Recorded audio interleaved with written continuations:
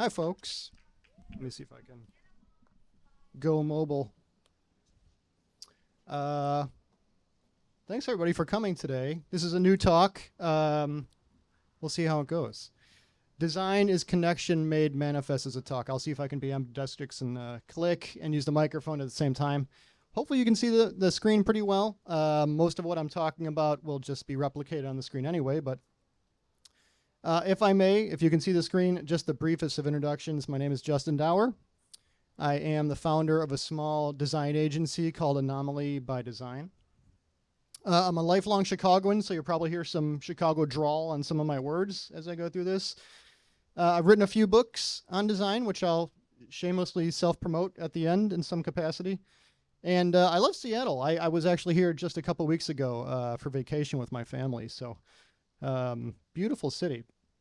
And if I may, I'd like to begin from outer space, which you can't really see, but it's zooming in on something that's very near to me, which is the cup of coffee. And Seattle has absolutely awesome coffee, and I think Chicago does, but I think you have us whipped. And the cup of coffee has a lot of meaning to me. In the morning, it's kind of like a pick-me-up. In the afternoon, it's also kind of a pick-me-up, but at night, it gets that rally creative energy going. It kind of forces me to slow down a bit, which I appreciate during the course of the day. And it also meant something to my grandfather. And this is not my grandfather, this is a stock photo, but on the south side of Chicago, my grandfather lived with my grandmother. They didn't have the best relationship, so he kind of lived in the basement and she lived upstairs. But when he would come upstairs in the morning, she always had his cup of coffee sitting on the table for him, and his Chicago Sun-Times newspaper sitting there as well. And, you know, he was a very active guy. He was in construction for years. He was always going. But this was a point in his day which I appreciated. And I wasn't into coffee at that point, obviously, because I was like 10 years old, where he would just slow down, drink his cup of coffee, read his newspaper, and do nothing else. And as a kid, you know, who was playing with my action figures and running around, like just that concept of slowing down, pausing with intent, I found absolutely fascinating. And there's an interesting echo to that in Swedish culture. Slowing down to have a cup of coffee. It's called fika. And I don't know if any of you are familiar with this. Fika essentially means to stop in the middle of the day, stop working, and meet with somebody and just not work. Have a cup of coffee, have a piece of cake. And this is so important to many Swedes that they have this written into their contract, that they can take a fika during the course of their workday. And I worked for a Swedish agency as a director of design for about 5 years, so I've been to Sweden a lot of times. When I first saw that, it absolutely melted my brain, being an American worker. What is going on? These people aren't chained to their desk. They're stopping, and they're going outside in the middle of the day, and they're having coffee. And there is a coffee magazine called Drift. You can't read this, so I'll read it for you. It encapsulates coffee culture in Sweden quite well. Quote, "In our fast-paced world, where we are constantly on deadline or planning our schedules around meetings and events, we crave opportunities to slow down. Swedes actually embrace those opportunities. So it's a cultural thing, and it's a beautiful thing. Pausing with intent and slowing down is a value. And a value is essentially anything you deem important to you in terms of how you create and how you work. What if we were able to align our values to the way we create and the way we work in an American environment or globally? What would that look like? You see, values aligned means connection aligned. I'm going to use the connection word a lot in this talk. But before we can align our values, we have to be able to define them. And I'd like you to think about points in your life when you felt you're most fulfilled. What has given you energy? What has charged you up? And I have some examples here to kind of get the creative juices flowing. For example, is it the act of helping people? Learning from your mistakes? Utilizing your gifts? Giving back? Let's take a look at some of these. Have you ever been outside and someone has asked you for directions, and rather than pass them by, you felt compelled to slow down and give them those directions? Why did you feel like you had to do that? Perhaps it's because you've been that person before and you know what it feels like to have to put yourself out there under times of duress. Putting ourselves in the shoes of someone else and trying to understand how they feel is all about empathy. To err is human, as Alexander Pope famously wrote, and there are effectively two ways to respond to a mistake. We repeat the error, and we're doomed forever to kind of make that same mistake, or we learn, and we process, and we evolve. You have focus on your evolution and changing for the better. This is all about growth. Utilizing your gifts. Sometimes checking things off a list, a metaphorical list or a literal list, feels good, right? You're taking care of things and you're getting it done. Other times being pushed satiates something deeper. Putting together a tough puzzle, running a marathon, assembling some IKEA furniture with your partner. This is all about challenge. And lastly, the oxytocin boost we get from doing things important to us and donating our time feels good. And that's no mistake. Giving back feels good for a reason. You enjoy looking beyond yourself and trying to make the world a better place. This is all about making a difference. Prioritizing our values is of equal importance because we can't assume we're going to enter an environment. I'm going to pause for this plane to go over. We can't assume we're going to work in an environment that's going to check all the boxes of our values. So sometimes understanding what we're going to satiate more rather than less, or what we can live without, is essentially a key thing when we're looking for a new role. So in a business environment, and you can't see this too well, we've all probably been part of a forced ranking exercise in a workshop where essentially you come into a room, you're with a lot of stakeholders, and you kind of write out key features for an MVP or something for launch. And everything usually kind of has the same importance to everybody. And you ask people to raise their hand and you say, what's the most important thing? People say everything is the most important thing. And that's what makes this a tough exercise by design. And you essentially have to put dots at either end and say, this is important to me or this is not important to me. And then at the end of it, you kind of ask people who put what dot up there and you get some really fun, constructive dialogue. I would like you to consider doing this with your values. Because at the end of the day, sometimes maybe a diverse and inclusive environment is the most important thing, or working from home is the most important thing, or having flexible time or flexible hours is the most important thing. So to have that laser focus on what is most key to you is essential.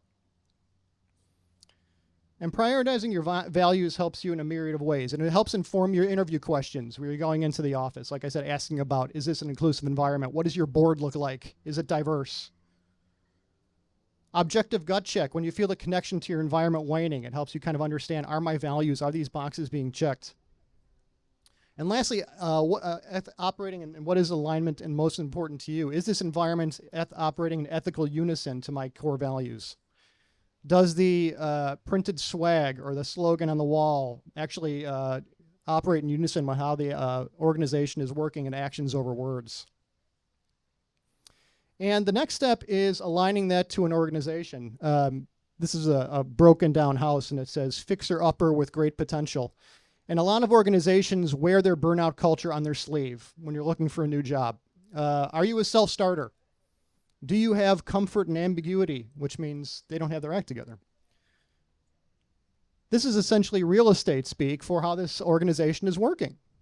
This is a fixer-upper with great potential. And some organizations are very transparent about it. Some kind of use marketing speak to kind of get that past you. But we have to be key and very observant when we're aligning our values to these job descriptions. Is the salary even posted? I mean, there's a million ways to kind of dissect a job post. Oh, good, there's a cloud. Now we can see the screen. Culture fit is a swear word very often. And it's a swear word when it's business to potential employee because that is used for exclusion or bias. On the inverse of that, culture fit from employee to role is very much a valid concept because maybe we don't want to forego our work-life balance.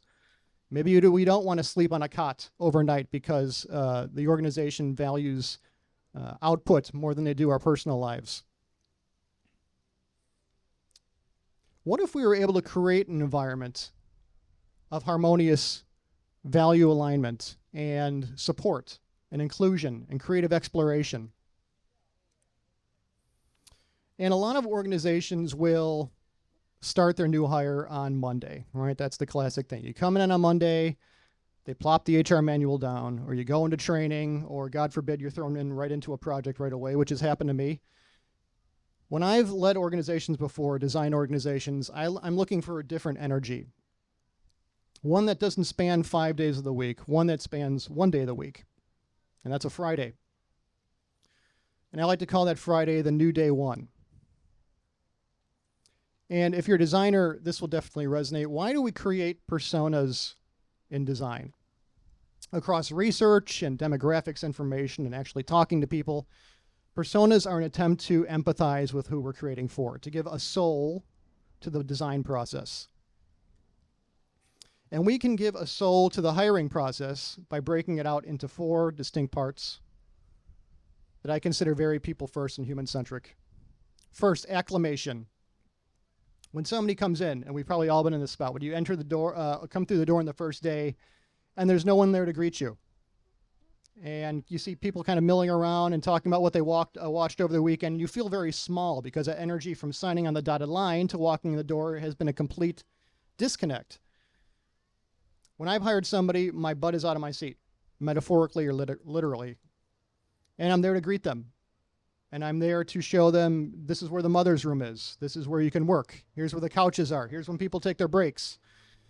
So it's a demonstration of my values straight away. I am there to help people, and I'm there to connect with them, and I'm there to show them I appreciate them joining the organization and entrusting me with their support and their growth, which is a non-trivial thing. Conversation, fairly standard. When you join a new role, you hope they take you out to lunch, but it's not like, where do we go? Oh, it's noon. Can we get reservations? Everything is teed up. I've already called. I've already had reservations made. I already let the organization know we're probably not going to be back for a bit. So it's incumbent upon me as a manager at that point to let the organization know and set all those points of opportunity up in advance. Inspiration, I'll come back to in a second. Reflection, at the end of the day, I'm not saying, okay, this is a great lunch. Let's go back and get back to work. I like to cut the day at that point, and it's, we hire people on a Friday for a reason. I want them to go back on the weekend, and I want them to talk to their family. I want them to talk to their friends and generate some organic marketing and really just think about a hiring experience that was hopefully different than anything they've experienced before. But what I want to go back to with specificity is inspiration. And inspiration is not a swear word in design. I feel like things have gotten so commoditized and productized and dehumanized that we can't pause for inspiration, or like bringing inspiration into the design process is almost considered taboo, which in many ways, and I don't think it's naive to say, kind of melts my brain. What matters is where the inspiration is coming from and how it's ultimately utilized back into the design process. And if you can't see this image too clearly, this is some wireframes. And, when we're looking at a portfolio of work, there's some standard things we're looking for when we're going to hire somebody. Is it, like what involvement did you have in the project? What were the trials and tribulations? What were the successes? How did you contribute? What did you learn? And that's great learnings, of course. What I'm looking for when I bring someone into my organization is spatially, what has gotten them into the field of design? What about the environment has influenced who they are and how they create? So when we're having that conversation part, and we're at lunch or we're having coffee, I'll ask this new team member a question. And I'll say, take me someplace in this city that inspires you. And I've gotten, deer in headlights looks. I've gotten immediate answers. Sometimes people have had to think about things. I'll usually have something teed up so I could take people to something. But more often than not, they do take me someplace. And on the left is some graffiti on the side of a train platform in downtown Chicago. On the right is a view of the Chicago skyline from the south of the city by the Museum of Science and Industry. And on the left here is a view of a park called Dearborn Park, not too far from where I live in downtown Chicago. And on the right is a view of the Field Museum. And, we're not just going to those places and I'm like, oh, this is cool. Okay, let's go back to work.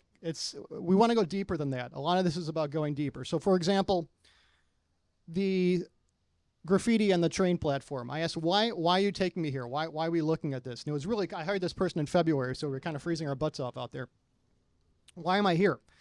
And they told me a story about how they were driving their husband to work before they started the day, very early, like 5 a.m. And they would always see, as they were driving, this particular piece of graffiti at this particular point along the journey. And it always grabbed their eye for some reason over and over and over. And this, to me, intimated observation, and this person was a researcher on my team. The view, the second one there, the view of the south of the city. This employee was in banking, and they knew they liked helping people, but the environment of banking was not the best fit.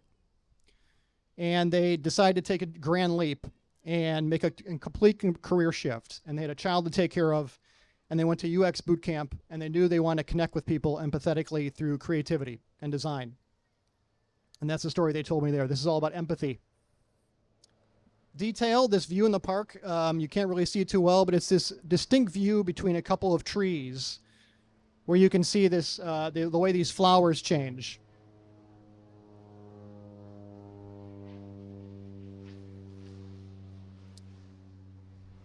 And this particular view is framed by these trees in this V shape very beautifully. And they would kind of comment on how they saw how those flowers would change in the spring and the summer and the fall, and the leaves would fall off. This to me was all about attention to detail, this very specific view framed out very particularly. And lastly, the Museum of Science and Industry. This employee, who was a researcher, said their family would take them there when they were younger, and they would kind of puzzle over archaeology and kind of digging into things deeper and uncovering things literally and metaphorically. And they were a researcher, and that kind of the way of thinking and that way of being fueled informed their entire career. So when you think about the way an organization works and what they have in their PowerPoint slides and what they put in their website or what they put in their swag, you have to ask yourself, in actions over words, does this match the story they tell everybody else?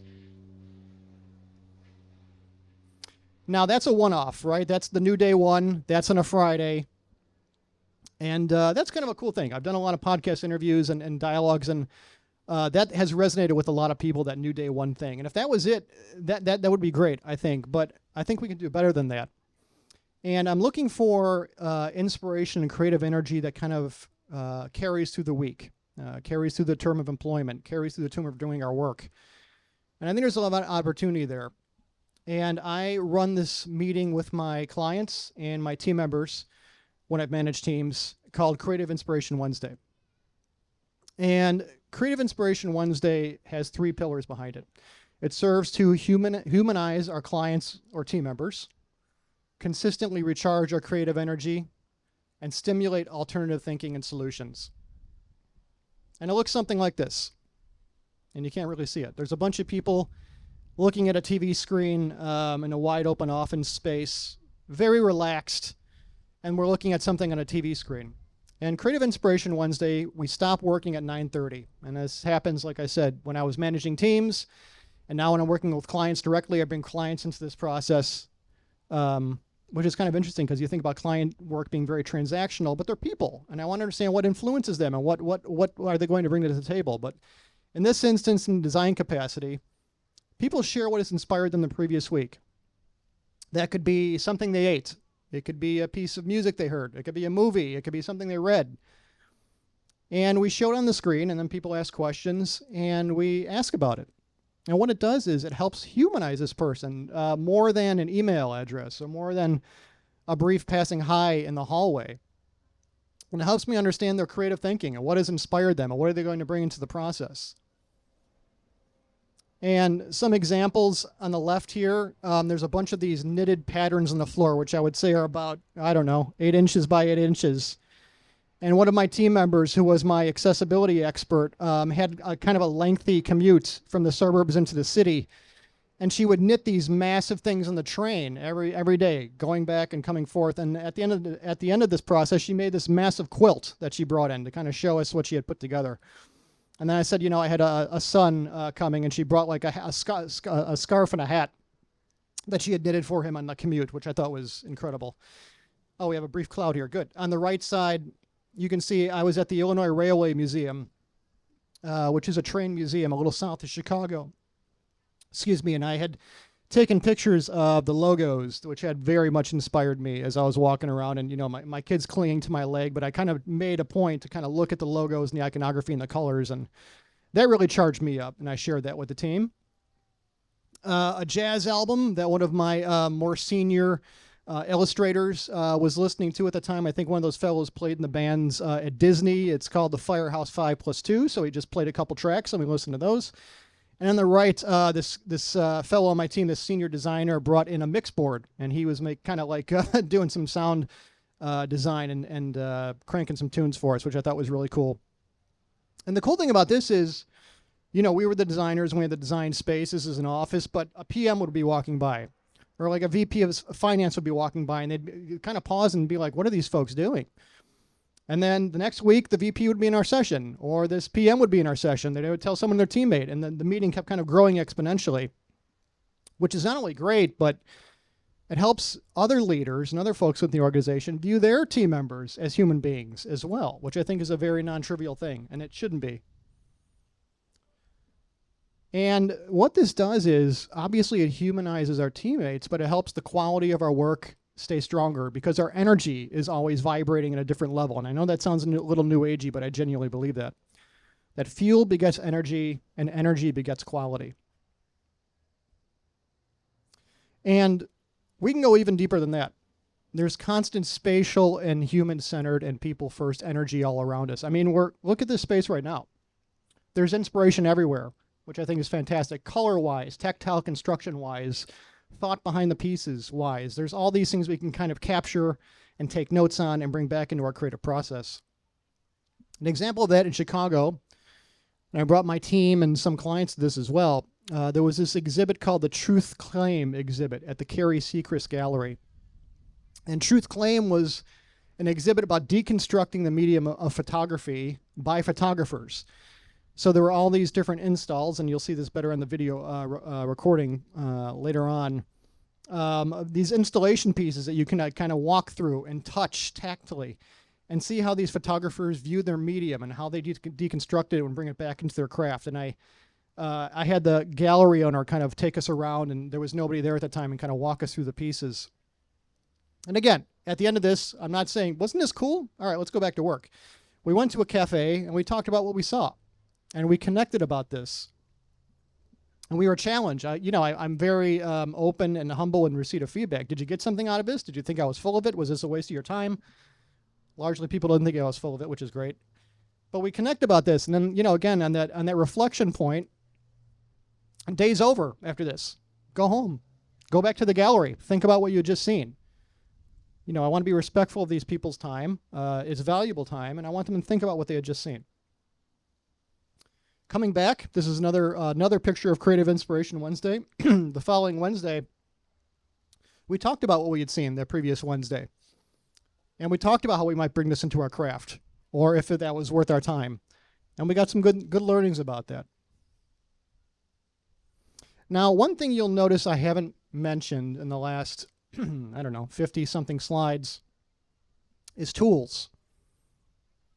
Digital tools with specificity. And I feel like you can't look at a job description now if you're a designer, and if you don't know Figma, you're not getting in the door, which I both understand and don't understand. And which is interesting to me is that the designer's legacy is not built upon their choice of tools. The designer's legacy is built upon the choices they make, as macro and micro as that implies. What if we created an environment that was tool agnostic, where medium was a means to an end, and we didn't have to use specific digital tools based on the organization's expectations? Where AI is an arrow in our quiver rather than the archer themselves. And we're able to break the stagnation of the current web. You can just see boxes here, but that's essentially fine, where it's a hero image at the top, a search bar, 3 generic icons down below, and content, which probably informs 90% of the modern corporate web design. Meaning we're not married to any given tool along the way, and these are app icons. There's Illustrator, Photoshop, XD, etc. Allowing us to shift the procedural narrative more to this in terms of creativity. medium agnostic, which is very key to how I create at my agency right now. And yes, there's crayons up there, there's an eraser, there's origami, there's pencils.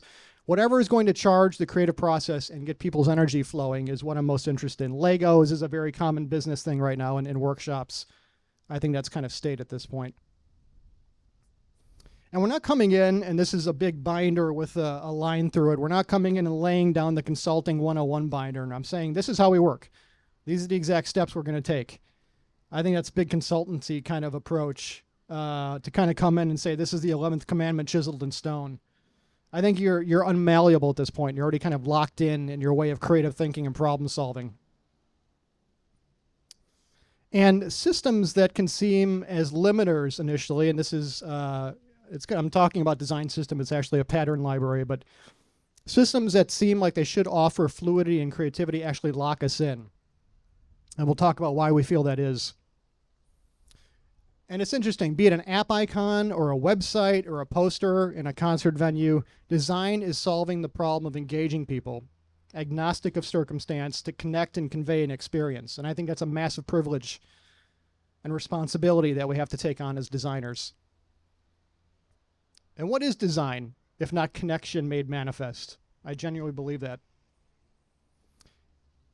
And this can manifest itself in different ways where tool is the limiter. This is an old app, and I'm going to date myself here, from the 90s called ResEdit. I don't know if anyone knows what ResEdit is. I see a head nod there. Awesome. ResEdit was when Macs were in OS 0.75 and all these extensions would kind of load at the bottom of the screen. ResEdit was the clunky app that would edit the resource forks of these old apps. There's a bunch of, no binary code ones and zeros here and this very rudimentary screen to the right. And ResEdit was clunky because it did a lot. It was kind of a Swiss Army knife of apps. And one of the things it did was make icons.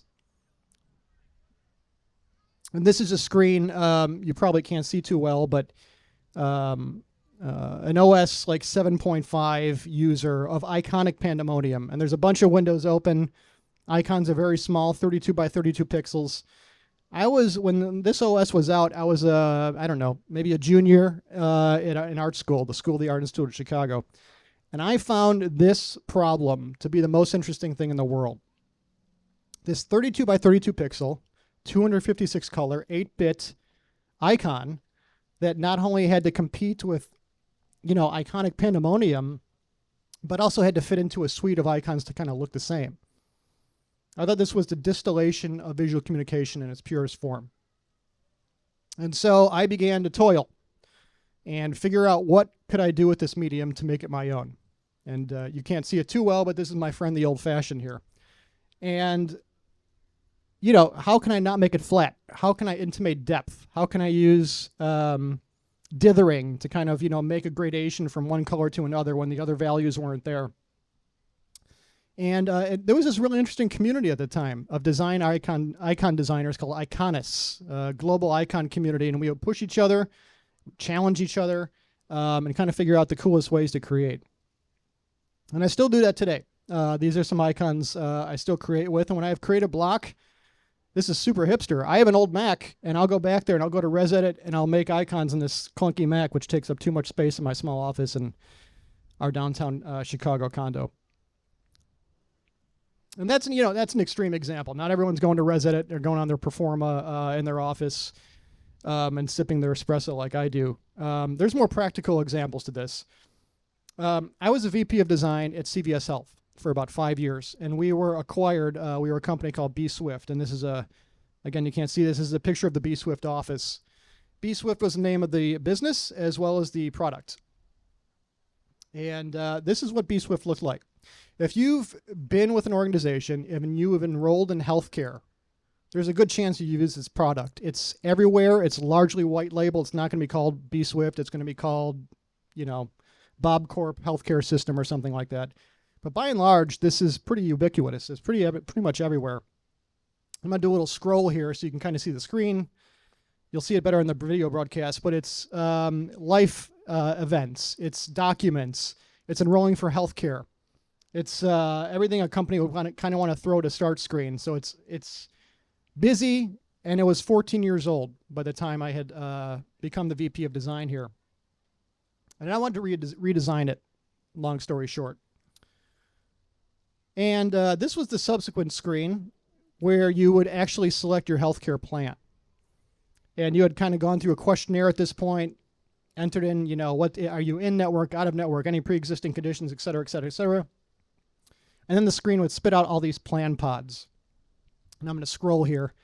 Can't see it too well, you will in the video broadcast. But plan pods are an encapsulation, these horizontal boxes that kind of show everything I just described. There's a pretty good call to action on the right, but it's tons of data, very minuscule, and just not intuitive and not very usable, not very accessible. Again, a 14-year-old product at the point. I wanted to redesign it, but you can't just do that in a vacuum. And you can't start big either. You kind of start small. So I asked my team to start with this, the plan pod. Let's just think about the plan pod and figure out what we could do with that. What we found was, over 14 years, there were about 75 different versions of a plan pod. So I had my team, this is one wall, all four walls of our creative space was covered in plan pods. Some were horizontal, some were vertical, some had this, some had that, some had a button here, some had 3 buttons. We were trying to figure out where were the commonalities, what had to be there, what didn't have to be there, what was extraneous, what was vital. And like I said, this is the core of this enrollment product. I couldn't do it in a vacuum. So what I did was, and this is a workshop setting. I'm standing right here. There's a screen right here and some people down here. I flew stakeholders in from all of our offices across the country to kind of walk through what do we want to get out of a redesign of enrollment. Is it generating new leads? Is it sales? Making people happier? Increasing our dreaded NPS? So we went through that workshop process. My team is here going through some Post-it notes, exercises on the wall. I could see someone wrote more cowbell. That's very funny. And from that, we generate personas, like I said earlier, giving a soul to the process, not just from the workshop learnings, but we started to talk to people who are engaging with our product, people who are using it. What are their goals? What are their income levels, as much as they can tell us, pre-existing conditions, etc. Again, to try and actually connect and communicate with these folks that we're building for. And then this is a journey map, like I said, to give a soul to this process. We're applying a persona to this map. We overlaid an empathy map on top of that because we can't assume people are going to be happy at every single step of the way. Where's there too much information? Where's there not enough information? Et cetera, et cetera. Armed with all this information, research, personas, workshop learnings, dialogues with people, potential clients, my team ended up hitting this, the brick wall. That's a brick wall. And we jumped right into our digital products at that point. I think we were using Axure, just another digital product that made stuff move. And what we found is it locked things down too soon. We had reams of data, reams of learnings, but we started looking at, you know, it was like high fidelity UX, which is a challenge. And people were getting too into the font sizes right away and just not looking at the building blocks of what we were trying to do here. Hierarchy, what has to be there, what can't be there, what are the actions that are essential at any given point. So I had my team go back to this.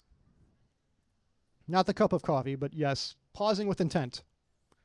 Slowing down. This wasn't an internal deadline. I was the one setting this internal deadline, so I made sure my team had comfort to slow down. I went to other stakeholders and said, this is going to take us a little bit longer. And we went back to this. More specifically this, my favorite tool of all, the pencil and paper. Allowing things to be rough. Ideas need to be rough. Intimating hierarchy via different lead weights, via boxes. Don't worry about font sizes. Let's just place boxes on a piece of paper and see where they fall. So the space in our office went less from printouts to sketches, mobile first sketches. And we don't talk mobile first anymore, but to me, the spirit of mobile first is key. Distilling what we absolutely have to see at any given point, action-wise, information-wise, placement-wise. And we had, reams and reams of sketches. This Post-it note right here says Final 3, so we had kind of whittled it down at the end of the day. And we ended up with this, which you can hardly see, but in a digital capacity, we went with a vertical alignment on these plan pods. One call to action. On the left side here is a little animation showing displaying information only when a user put the onus on themselves to view it. If it's like very sub information, not flooding everything at once. Our little decision support tool, which we call Ask Emma, was kind of presented down here in a Siri capacity, a very ubiquitous capacity, leveraging ways of working that we know people already know how to use with their phones. And this is all fueled by the pencil and paper in a Fortune 5 setting. So when we think about the brick wall and lack of fresh eyes or stagnation, or we think about design systems which inhibit freeform creativity. But that's great. They are designed to inhibit freeform creativity, but that doesn't mean the system itself can't be creatively designed to allow for more engaging presentment and typographic use and bold use of color. Or we think about the modern web where 90% of corporate sites are a hero image and a search field and 3 generic icons down below. Can we go crazy with high bandwidth design at this point? No, because we have to be mindful of not everyone having the latest iPhone or having an advanced speed connection. But that's why progressive enhancement exists, because we can design for the smallest viewport and then progressively enhance the experience up. So these things that seem as limiters actually help us distill down to creative ideation and purity of concept and theme, allowing us to get more like this. Big, beautiful, bold design, beautiful typography, engaging colors, which you can't see too well, but more often than not defying the current stagnation of the modern web. I said I would get a little self-promoting at the end. I've written a couple books. One is called In Fulfillment, The Designer's Journey, which talks a little bit about fulfillment. One is called Creative Culture, which talks about culture as well and how to best connect with people. The New Day one is very much represented in that. My design agency is Anomali by Design. Very much practice how we preach, and now this talk was done. And that's what I have, everybody. Thank you. Plenty of time for questions. If anyone has any thoughts, like I said, I'd very much welcome thoughts. If anyone thinks you got something out of this, if you think I'm full of it, I would definitely welcome that dialogue. I'll also be milling around if you don't have anything now. Oh, you have a question right here. Sorry, I think you might need to meet your halfway. Awesome. Whoa, sorry. Hi, I'm Kaya. I actually am a recent graduate from the University of Washington, the Master of Human-Computer Interaction and Design program. Awesome. It was really cool to hear your talk, or at least the last half, and like see the similarities between like what my program has taught me versus like what you're actually doing in the design world. I was wondering your thoughts on personas, just because like I know some of my professors love them, some of our professors were like they don't like them, so I was wondering your thoughts. Yeah, that's a great question. Thank you for that. The question was, if anyone didn't hear it, what I think about personas in design. You make a great point. They fall in and out of favor almost weekly. I feel like. I think we need to empathize with who we're creating for in some capacity. If it doesn't manifest as a persona, it could be research. It could be guerrilla, like just talking to people out in the field and seeing what they feel and what their pain points are and what their goals are, what their outcomes might be. And we can ask that in certainly a more human way of doing it. I still feel personas are fine. And I feel like the design community is especially talented at ultra scrutinizing ourselves and our output. And now it's all Figma. And if you use anything else, you can't use Illustrator anymore. I mean, it's kind of ridiculous at this point. So I feel like demonstrating compassion and generating empathy for who we're creating for is essential. And if it manifests as a persona, great. If it manifests itself as some notes I've taken and talking to somebody, that's also great. But I don't think I have that level of scrutiny on artifacts or points along the process to kind of discount personas. I think they're perfectly fine. But designers are really good, and design field is really good at kind of beating itself up and ultra scrutinizing things. So I'm curious, do you feel personas are valuable, or? Sorry. I used them.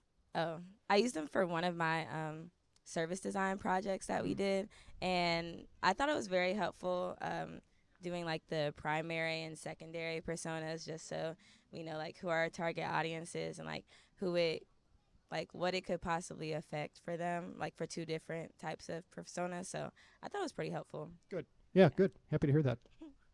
Great question. Thank you.